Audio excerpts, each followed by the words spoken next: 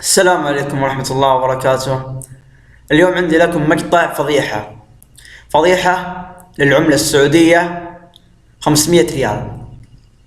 اليوم كشفت تقريبا خطأ في العملة النقدية السعودية من فئة 500 ريال، وأنا أتوقع أنه بعد ذا المقطع بيمحون شيء اسمه، بيمسحون حاجة اسمها 500 ريال. فأنتم يمديكم كمان تشوفون هذا الخطأ لأنه مرة فضيحة كبيرة. فهيا نشوف الخطأ هذا. طبعا خطأ مطبعي. فالصراحة راح نشوف الخطأ اليوم.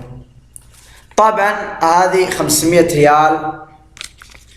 نلاحظ تقريبا عند هذا الشعر، تشوفون هذا الشعر طبعا اللي هو هنا، تشوفون طبعا لا مو هنا.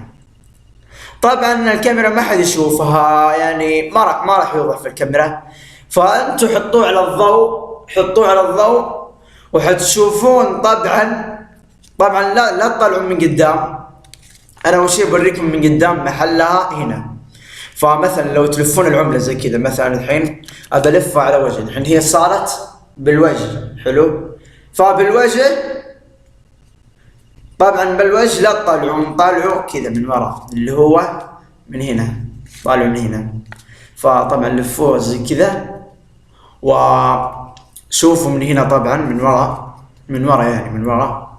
فلما تلفوا من وراء، يعني انا الان طالع من وراء اللي هو هذه الجهة، فلما طالع من وراء احطه على الضوء، ايش تحصلون مكتوب 200 ريال، والله العظيم 200 ريال. فهذه فضيحة كبيرة جدا، انه عملة سعودية 500 ريال يكذبون علينا.